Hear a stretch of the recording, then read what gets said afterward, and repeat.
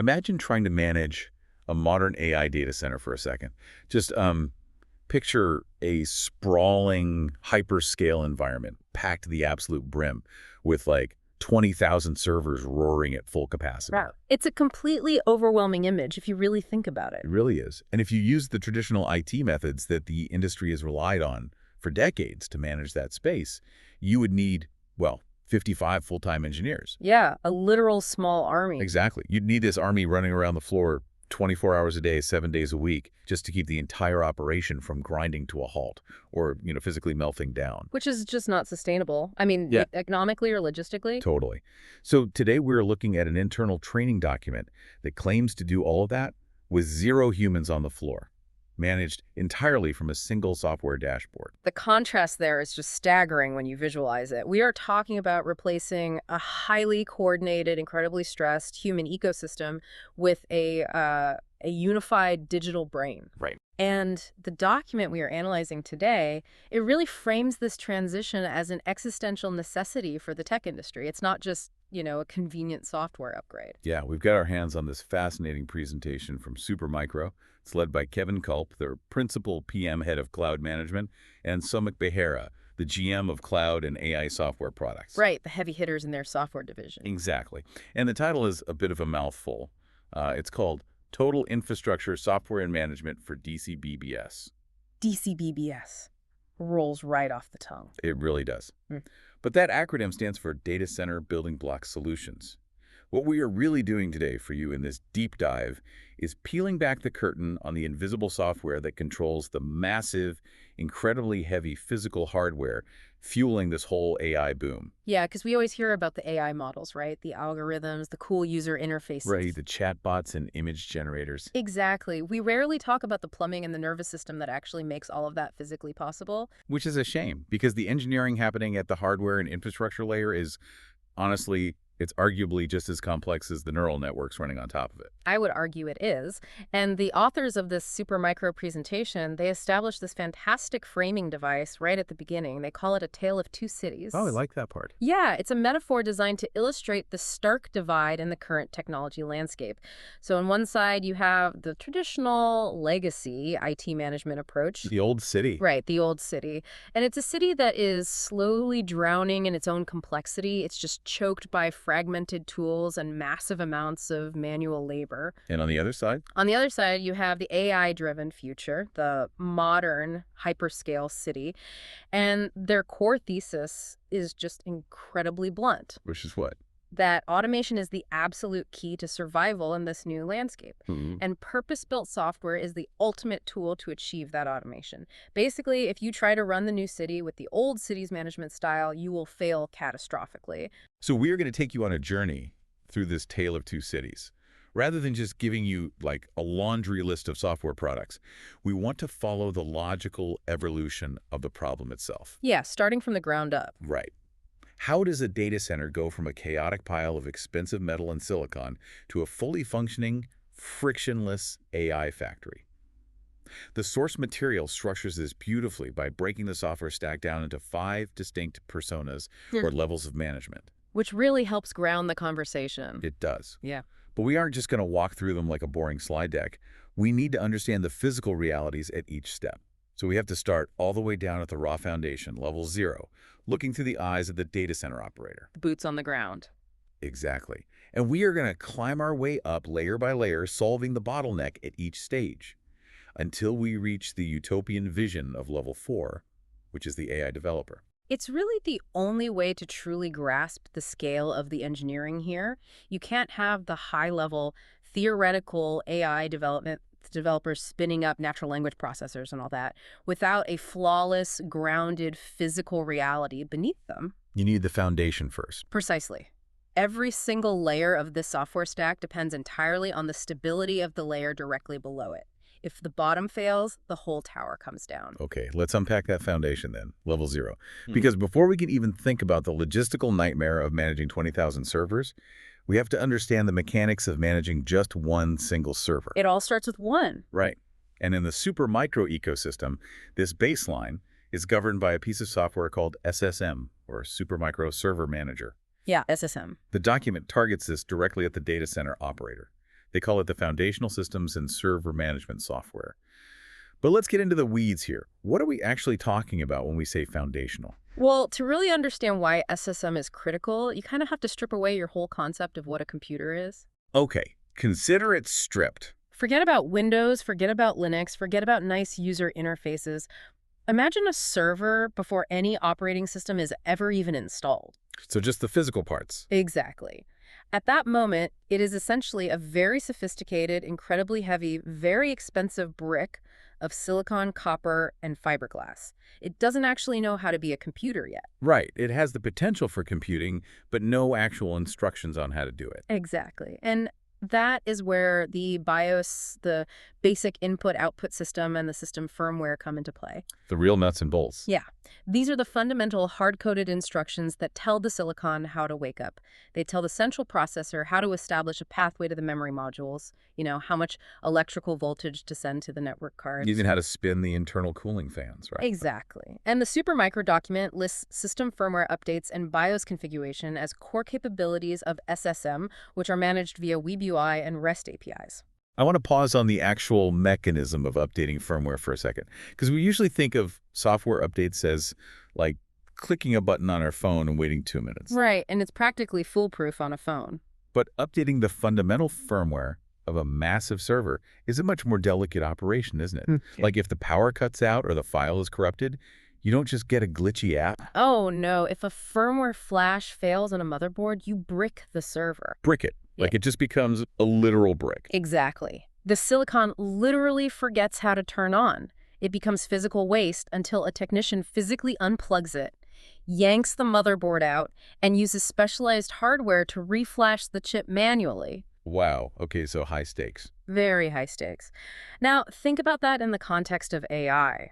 If a security vulnerability is discovered deep in the silicon architecture, which actually happens a lot, or if you install a new generation of high bandwidth memory that requires a slightly different voltage curve to remain stable, You have to update that firmware. you must update it. There's no getting around it. So in the old city, the legacy IT world, how did a data center operator actually do that? Well, it was heavily manual.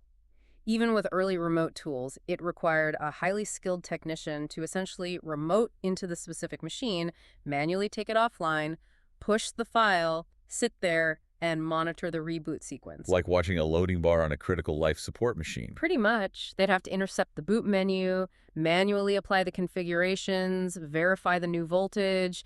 It might take 10 to 15 minutes per single machine. And if you have 20,000 nodes, yeah, that's where the math completely breaks down. That's why you need 55 engineers working in shifts just to maintain a baseline of security and operability. Right.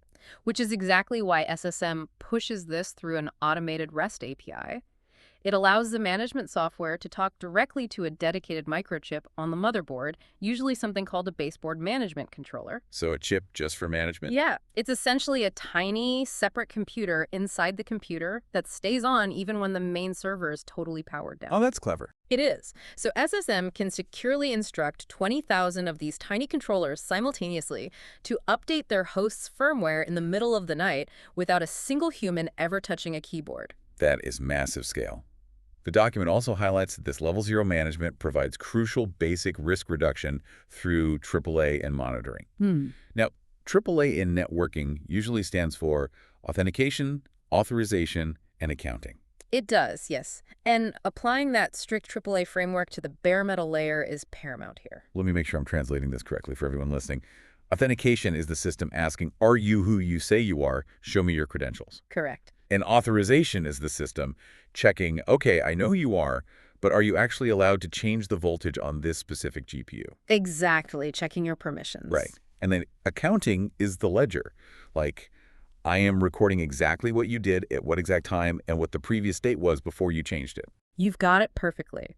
At the bare metal level, before your high-level enterprise security software or your firewalls are even awake, you need an ironclad lock on the physical hardware itself. Because it's so valuable. Yeah, an AI server node can easily be worth $500,000. If a bad actor, or honestly, more likely, a well-meaning but totally exhausted technician working a graveyard shift, gets into the BIOS and accidentally changes the thermal limiters, They can physically destroy the machine. literally cook it. SSM ensures that every single interaction with the core hardware is verified, restricted to only the necessary personnel, and permanently logged. No exceptions. It's acting like a digital nervous system. If I can try an analogy here, it's like without this SSM layer, the server is just muscle and bone without a reflex arc. I like that. Yeah, like it can't feel pain, can't flinch away from a hot stove, it can't call for help. That is a phenomenal way to look at it, especially when you consider the call home feature the document explicitly mentions. Oh, right, call home. Yeah, the call home protocol is quite literally the server's reflex arc for pain. If SSM's persistent monitoring detects that a single stick of RAM is starting to throw correcting errors, or, say, a fan bearing is experiencing abnormal friction, It doesn't wait for a human operator to look at a dashboard and notice a tiny yellow light. it flinches. It flinches and it acts. Exactly. It automatically generates a diagnostic report, isolates the failing hardware so it doesn't corrupt an entire database running in memory, and automatically contacts Supermicro's service department to dispatch a replacement part. So it's completely proactive. Right. It catches localized, granular failures before they can cascade and bring down a much larger system. I see where you're going with this, but I have to push back just a little on the novelty of it. I mean, updating BIOS, monitoring fan speeds, having servers auto-generate support tickets. IT veterans have been doing variations of this in server closets since, like, the late 1990s. Yeah, that's a fair point. Right, so why is this specific foundational layer being highlighted so heavily in a presentation about the cutting-edge future of AI data centers? What makes doing this today fundamentally different from doing it 10 years ago? The difference is the economic stakes and the sheer density of the hardware. Okay, explain that. Think of it this way. If you are building a single-story house, you pour a concrete foundation. If there's a small crack in the concrete, it's an annoyance. You patch it. Right. But if you are building a 100-story skyscraper, which is the architectural equivalent of a modern AI cluster, that foundation has to be molecularly flawless. If there's a flaw, the whole thing collapses under its own weight. Because the load is so much heavier. Exactly. The specific metric the document uses here is fastest time to tuck online. Time is money, basically. But in the AI space, the scale of that money is difficult to comprehend. In legacy IT, if a standard web server takes 2 days to provision, update, and get online, it's frustrating, sure. But not world-ending. Right. But in the AI world, you are dealing with racks of GPUs where a single cluster represents tens of millions of dollars in capital expenditure. If a $500,000 asset sits idle on the concrete floor for 48 hours waiting for a manual BIOS configuration, you are bleeding massive amounts of potential revenue. It's just sitting there depreciating. Exactly. Yeah. The computational power required for AI is so vast and the hardware is so expensive that without automated remote parallel management at level 0, scaling up is just economically impossible. It's the difference between a mechanic maintaining a single delivery van versus a logistics company maintaining a fleet of 500 commercial jumbo jets. That's a great comparison. The basic principles of turning a wrench might be similar, but the stakes, the required precision, and the penalty for a localized failure are just in completely different universes. Precisely. And once you have established that flawless concrete foundation, once you know you can reliably manage, secure, and update the individual servers, well, then you face the next massive hurdle: coordination. Because having 20,000 perfectly managed, isolated servers doesn't do you any good if you can't coordinate them to work together. Which transitions us perfectly out of level 0 and up to level 1. We are moving our perspective from the individual server node to the entire data center floor. Right, zooming out. We are entering the domain of the systems administrator. And this brings us to a sweeping piece of software called SuperCloud Composer, or SCC. This is the layer where the 55 engineer problem truly gets addressed head-on. To set the stage for why Composer even exists, the presentation outlines the massive daily pain points that traditional data center customers are struggling with. And the very first thing they list is something called management tool sprawl. Ugh, tool sprawl. It is the silent killer of IT efficiency. How so? To understand it, you have to look at how data centers were traditionally built. It was a very piecemeal process. Like building a Frankenstein monster. Pretty much. You might buy your compute servers from Company A because they have the best processors. But Company A doesn't make great network switches, so you buy those from Company B. You need mass storage, so you buy specialized storage arrays from Company C. And every single one of those companies wants you to use their proprietary software to manage their specific hardware. Exactly. They all have their own dashboard. The source notes that managing compute, network, storage, the PDU, which is the power distribution unit, and the CDU, the cooling distribution unit, all through separate software interfaces, fundamentally increases two critical metrics, Which are? MTTD and MTTR. Okay, let's define those. Mean time to detect and mean time to resolve. Right. Let's make this concrete for the listener. Walk me through a scenario where an AI training job suddenly fails and a sysadmin has to deal with tool sprawl. What does their next hour actually look like? Okay, let's say a research team is 3 weeks into training a massive language model, and the system suddenly halts. An alert fires off. The sysadmin sits down at their desk. Because of tool sprawl, they don't have a single view of the truth. Right, no central command. So they open 5 different browser tabs, logging into 5 different proprietary dashboards. Tab 1 is the compute dashboard. The processors and memory look fine, no errors logged there. Okay, on to the next. Right, tab 2 is the stored array. The data is accessible, no drive failures. Tab 3 is the network interface. Traffic seems to be flowing, but maybe there's a slight spike in dropped packets. So a little clue. A tiny clue. Then they switch to tab 4, the power distribution dashboard.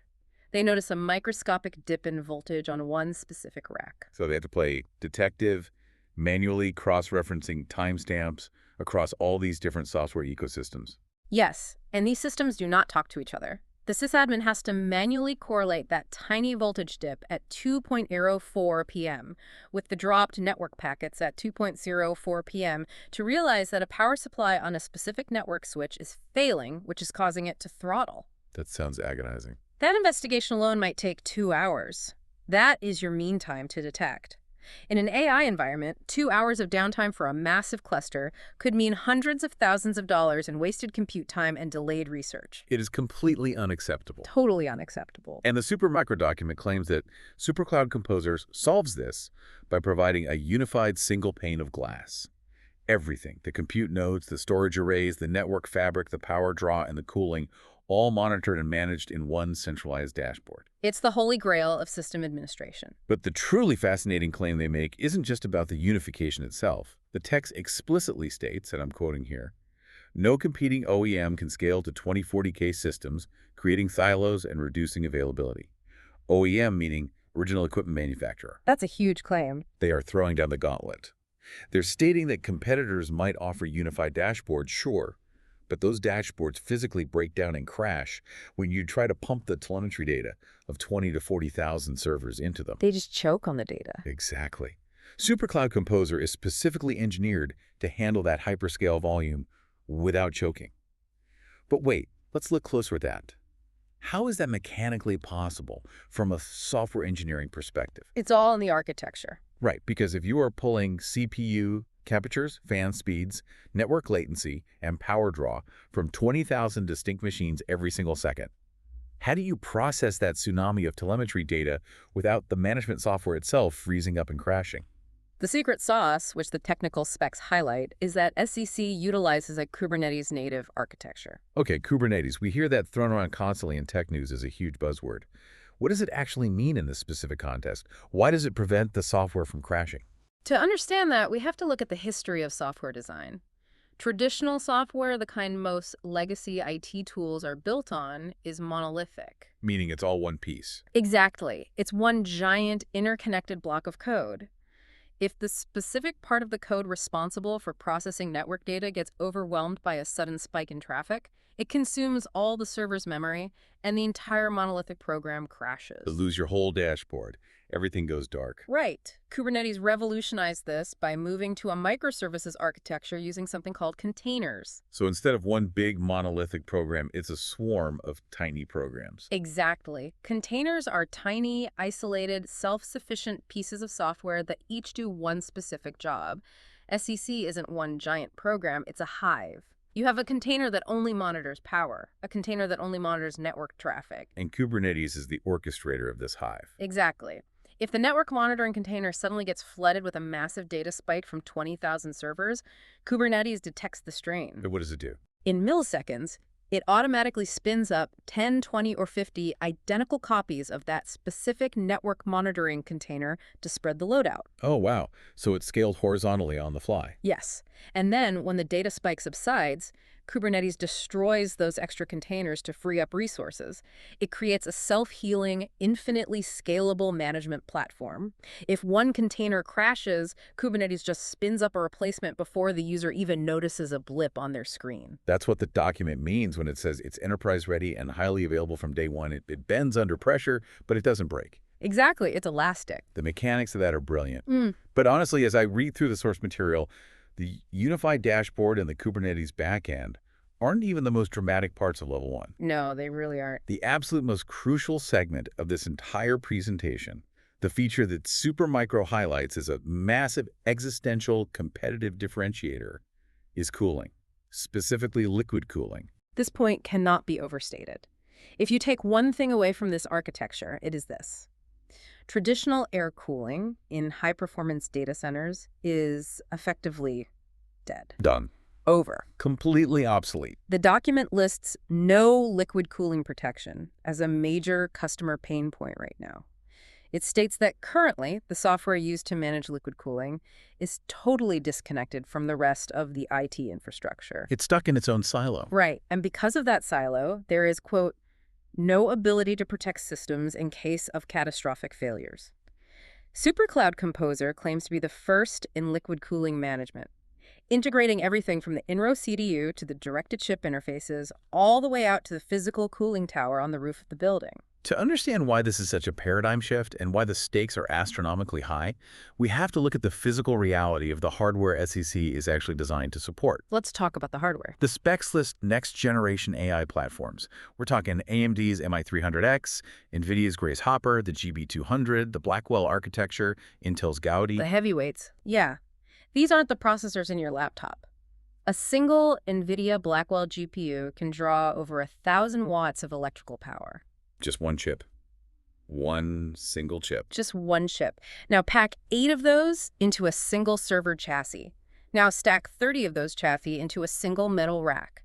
A single rack of these AI servers can pull over 100 kilowatts of power. That's enough to power a whole neighborhood. Easily. And almost all of that electrical energy is converted directly into heat. If you try to cool a 100-kilowatt rack with traditional air conditioning, you literally cannot push cold air fast enough through the metal fins to keep the silicon from melting. The physics of air density just won't allow it. Exactly. Air just isn't dense enough to absorb that much thermal energy that fast. You have to use liquid.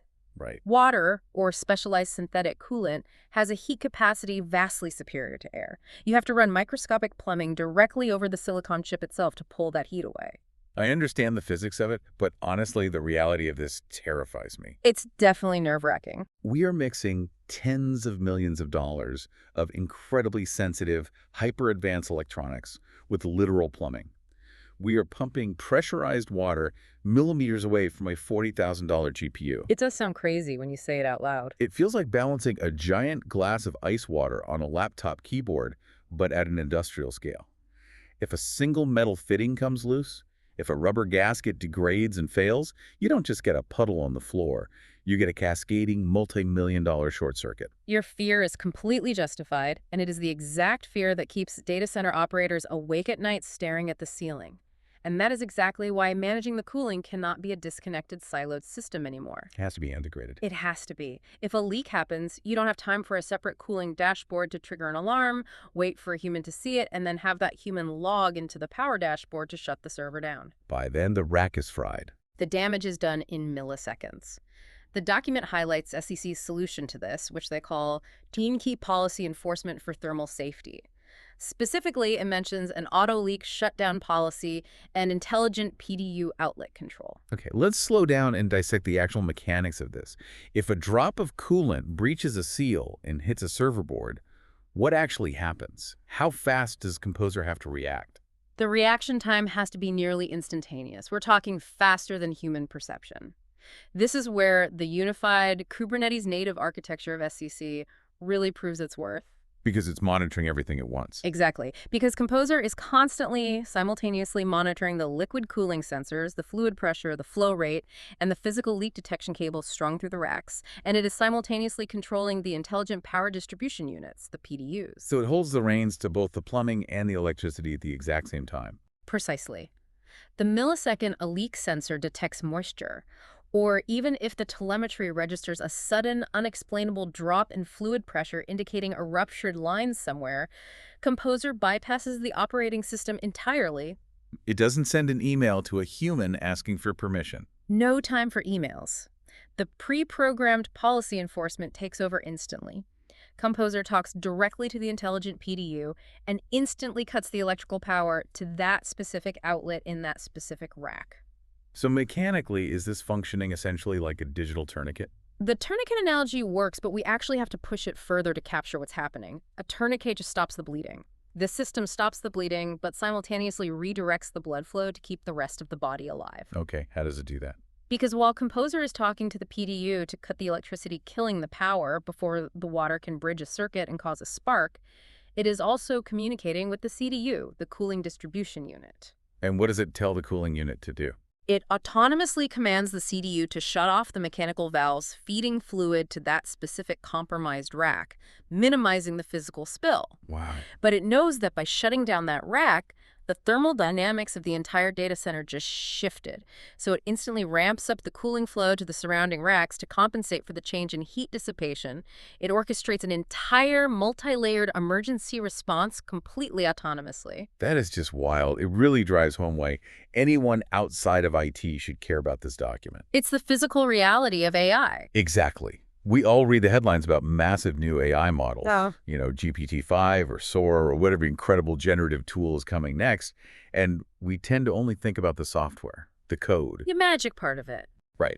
But the inescapable physical reality is that as these AI models get larger, the mathematics require more electrical power, and the hardware gets unimaginably hot. The ability of software like SuperCloud Composer to manage the life cycle of a massive cooling tower on the roof in the exact same interface it uses to monitor the microscopic clock speed of a GPU. That is what actually allows the AI industry to keep existing. Without that unified automated control layer managing the thermals and the power simultaneously, the sheer physics of heat would place a hard cap on the progression of artificial intelligence.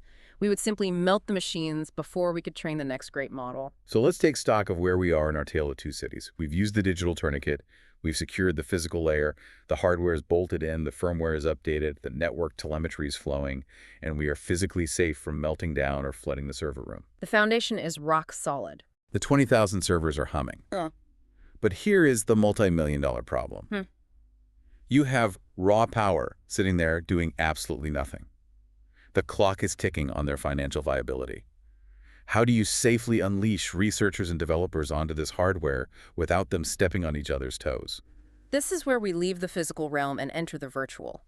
We move out of the domain of the systems administrator and enter the domain of platform engineering, which is historically known as DevOps. Right, DevOps. This brings us to levels 2 and 3 of the Supermicro stack. The source material breaks this down into two distinct pieces of software.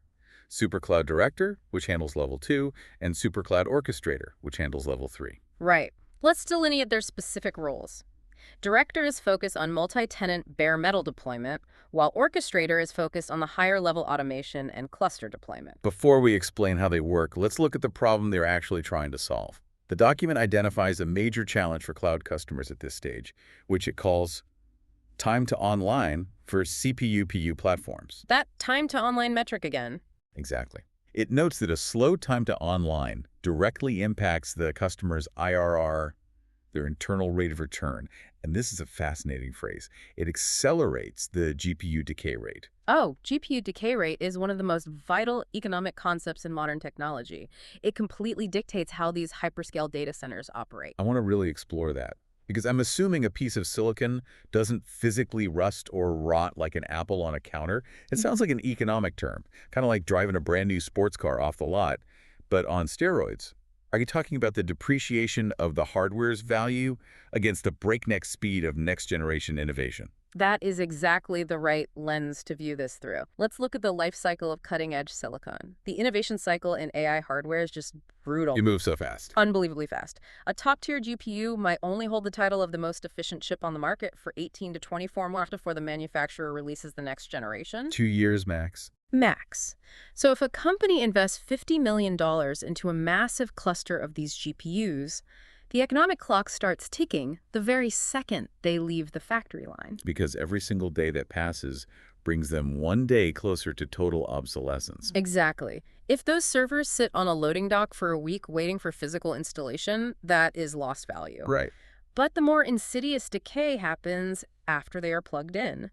If the servers are racked, powered, and cooled thanks to Composer, but they are sitting idle because your DevOps team is taking 3 weeks to manually provision the operating systems, configure the complex network routing, and install the AI software frameworks. That is permanent, irrecoverable, lost revenue. Exactly. The technology is decaying in value while humans fumble with the setup. So every hour a GPU isn't actively crunching numbers, training a model, or generating an image is an hour of its lifespan utterly wasted. And that is why SuperCloud Director's capability for bare metal as a service, or BOSS, paired with zero-touch provisioning is so absolutely crucial. Let's break down bare metal as a service.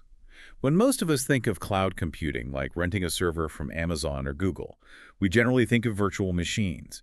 You share a massive physical server with a bunch of other random users, and a piece of software called a hypervisor carves up the resources and keeps you all separated. Right. Virtualization is the bedrock of the standard internet, but virtualization adds a tax. What kind of tax? A performance tax. A hypervisor creates a hardware abstraction layer. Meaning every time a virtual machine wants to talk to the physical processor or the network card, it has to ask the hypervisor for permission first. This creates microscopic delays known as context switching. Okay, I see. In a standard web application, you don't notice it at all. But in AI, especially deep learning training, which requires massive, continuous throughput of data into the GPU, you do not want to tack. You want the raw pipeline. You want 100% of the raw, unadulterated power of the hardware. You want the bare metal. So Director provides an integrated portal where a tenant, let's say a specific, highly funded research team within a larger corporation, can log in and request bare metal infrastructure on demand. Exactly. And the document notes it's multi-tenant, meaning research team A gets their raw hardware and research team B gets theirs, and Director ensures they are securely isolated from each other, both from a security standpoint and a performance standpoint. Director is acting as the ultimate automated landlord here. It takes an empty physical server that Composer has already verified is healthy and cooled. It securely authenticates the user requesting it. No manual checks needed. Right. It instantly loads the base operating system image directly onto the physical drive, completely bypassing any virtualization tax, and just hands the tenant the keys. Wow. And it does this via zero-touch provisioning, meaning a human IT worker never needs to intercept a ticket, physically touch a keyboard, or manually route a network cable. But handing someone a server with just a base operating system isn't enough for AI, is it? That's just a blank slate. No, it's not nearly enough. And that's where SuperCloud Orchestrator steps in. The presentation notes that Orchestrator handles composable automation workflows. It deploys Kubernetes, it deploys scheduling software like Slurm, databases like Postgres, and it states it's compatible with configuration tools like Ansible, shell scripting, and Python. Think of it this way. Director provides the raw land. Orchestrator builds the specialized factory on top of it. A lot of tech explanations rely on the cliche of the orchestra conductor for this kind of software, but I actually want to use a more mechanical metaphor. Let's hear it. Director drops off all the raw lumber, the steel beams, and the concrete at the construction site. But Orchestrator is the automated assembly line. It bolts the operating system to the hardware, it welds the Kubernetes container system on top, it perfectly aligns the database, and it ensures the whole architectural structure doesn't collapse under its own weight when you turn it on. I really like the automated assembly line visual, though I'd argue it's even more complex than building a physical structure because the dependencies in AI software are staggeringly delicate. Delicate how? Well, let's take a closer look at what Orchestrator actually has to configure. Building an AI stack isn't like double-clicking an installer file on your laptop. Right. What are the actual moving parts? You have to install the NVIDIA CDA drivers so the software can talk to the GPUs. You have to install specialized network drivers like DOCA, which offload network processing directly onto data processing units so the main CPU doesn't get bogged down. Sounds incredibly tedious. It is. You have to configure complex storage plugins for ultra-fast parallel file systems.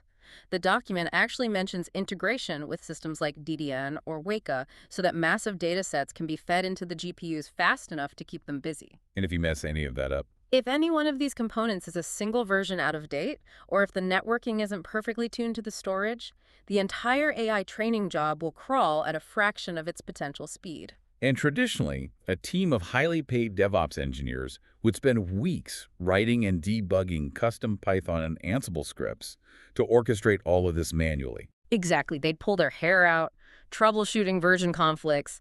Orchestrator turns a bespoke, error-prone, weeks-long engineering project into a repeatable click-button workflow. It just reads a template. Right. It reads a template, verifies all the dependencies, and deploys the entire complex software stack automatically, perfectly tuned, every single time. But the math on this feels a bit contradictory, or at least concerning from a human employment perspective. How so? Well, if Director handles the physical deployment, an orchestrator handles the incredibly complex application stack configuration, Yeah. where is the human in the loop? Are we basically engineering the DevOps team out of a job here? It's a very common anxiety when looking at automation of this magnitude. It really is. But historically, this level of automation doesn't eliminate IT jobs. It elevates them. Elevates them. Yeah, you aren't engineering the DevOps team out of a job. You are engineering them out of the most miserable, repetitive parts of their job. The manual drudgery. Yes, the drudgery. They no longer have to spend nights and weekends manually configuring network drivers or troubleshooting why a specific version of database won't talk to a specific storage array. Because the software handles all that. Right. Instead, the DevOps team evolves into true platform engineers. Their job shifts to designing the architectural templates that Orchestrator uses. They define what the optimal theoretical architecture for a new AI workload should look like. And then the software executes it. Exactly. Once they perfect that design, Orchestrator takes over and scales that architecture infinitely. They move from being the manual laborers laying the bricks to being the architects designing the city. Which perfectly sets the stage for the final level of our journey. We've poured the foundation with SSM, we've secured the physical racks and the liquid cooling with Composer, we've automated the bare metal delivery with Director, and we've built the complex application stack with Orchestrator. The whole stack is ready. We've finally reached the top of the pyramid. Level 4. The end user. The AI and cloud-native developer. This is where the magic actually happens. This is the domain of the SuperCloud AI Developer Console software. And the core offering here is GPUI AAS GPU as a service. This layer is the culmination of everything we've discussed so far. Every millisecond of automation in the lower layers exists solely to serve this console. It's the point of the spear. Right. This is where the massive multi-million-dollar capital expenditure of the data center actually justifies its cost. The document outlines some incredible features for the developer here.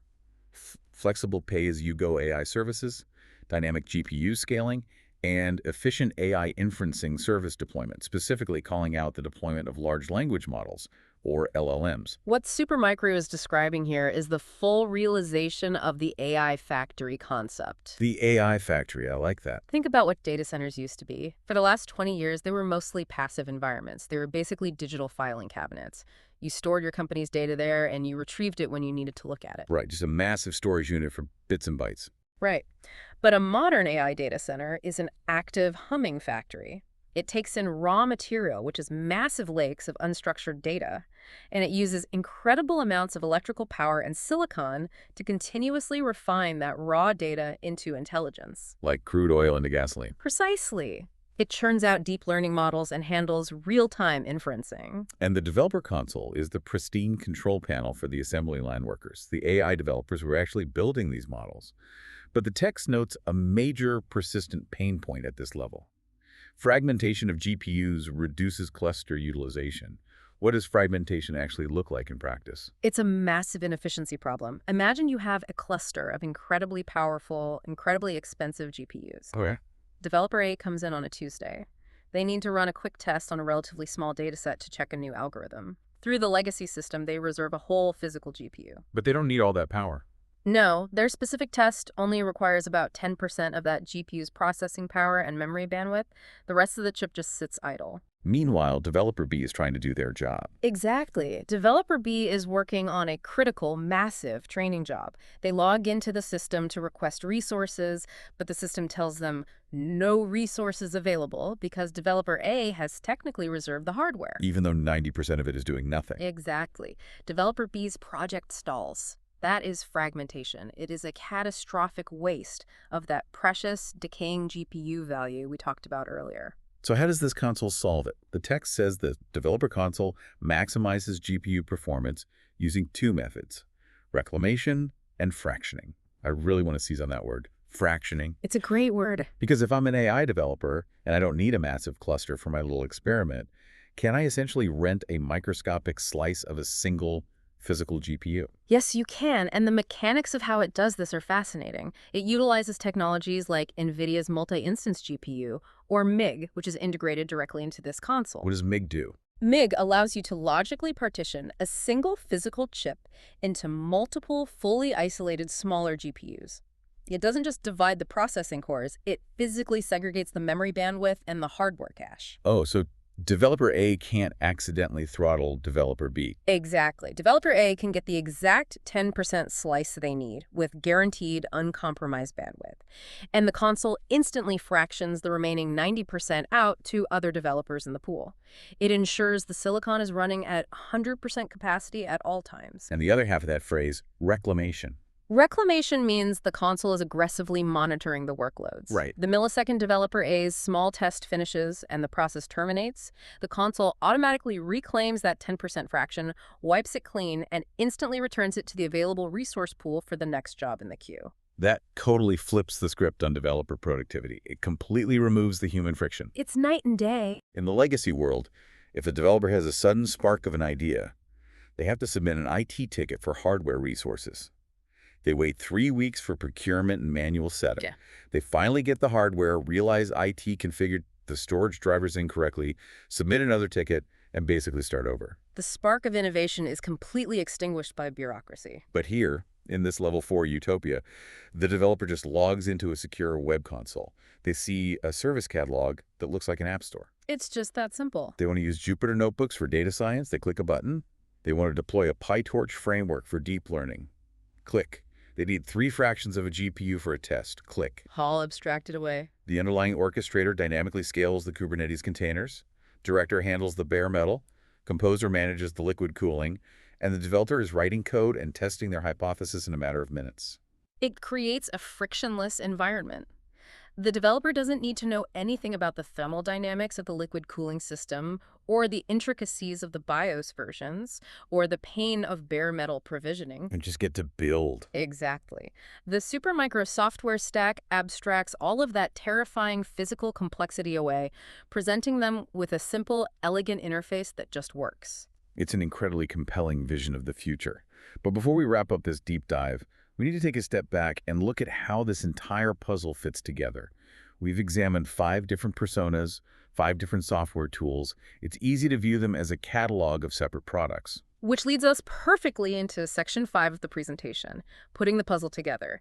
It is vital for the listener to understand that this isn't just a suite of isolated applications that happen to be sold by the same company. Oh, right. It's not a bundle. No, it is a strictly enforced, tightly integrated ecosystem. The presentation explicitly highlights the software dependencies. It states clearly. Cloud management requires rack management, which requires DCMS, the data center management system, or the server management layer. It's a chain of absolute trust and capability. You physically cannot deploy the level 4 AI developer console, the high-level cloud management piece, if you do not have SuperCloud Composer installed and actively managing the physical racks. Because it wouldn't be safe. Exactly. And Composer cannot do its job if SSM isn't handling the foundational bare metal server management. It is a strictly enforced hierarchy. Which makes logical sense. You can't safely offer GPU as a service, dynamically scaling containers and fractioning chips, if the software doesn't actually know if the server is physically plugged in or if the liquid cooling pump is failing. Exactly. The intelligence has to flow from the bare metal all the way up to the developer interface. Right. But the final and perhaps most crucial point the presentation makes regarding how this software is deployed revolves around flexibility. It notes that this entire massive stack can be deployed online in a standard connected environment, or it can be deployed air-gapped. Okay, this raises a really important question. We just spent this entire time talking about cloud management, Kubernetes, and dynamic pay-as-you-go services. These are concepts inherently tied to the internet. Usually, yes. Why would an enterprise customer want an air-gapped deployment?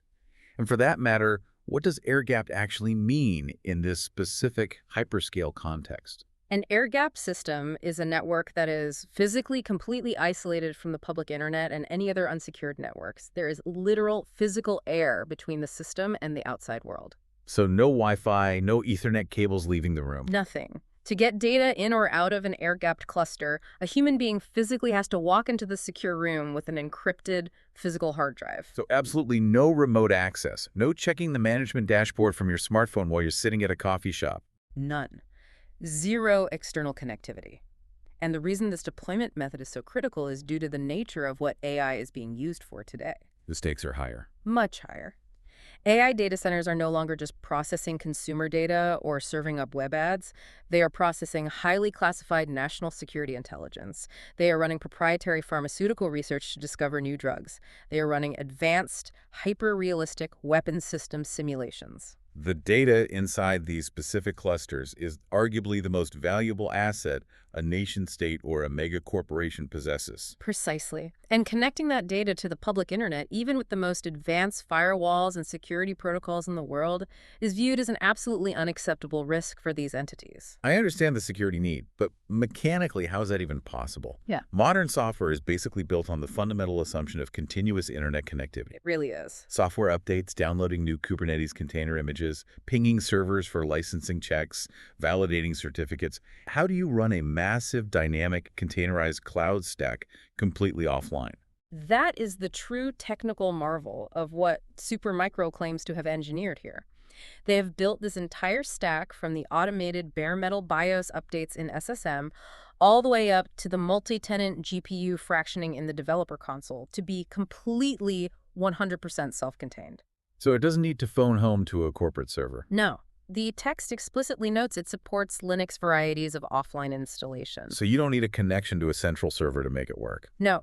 You can literally carry the installation media on a secure drive into a subterranean military bunker, install it on the hardware, and operate a state-of-the-art, dynamically scaling, frictionless AI cloud environment completely severed from the outside world. That is wild. It proves that their Kubernetes architecture is truly independent and enterprise-ready, without relying on external software-as-a-service dependencies that most modern tools require. Wow. Okay, so to bring this all back to where we started, we set out to explore this tale of two cities. And looking at the entirety of this Supermicro software stack, SSM managing the bare metal, composers securing the racks and the liquid cooling, director provisioning the hardware, orchestrator building the application stack, and the developer console providing the frictionless interface. It really does look like a total end-to-end solution for the data center building block solutions they outline. It is one continuous, completely automated thread. Right. It starts with the granular physical ability to stop a coolant leak from destroying a motherboard in a matter of milliseconds, and it extends seamlessly all the way up to allowing an AI developer in another country to seamlessly rent a 10% fraction of that exact same motherboard to run a PyTorch script. It is the ultimate hyper-efficient translation of raw electrical power and cold silicon into frictionless human creativity. Perfectly said.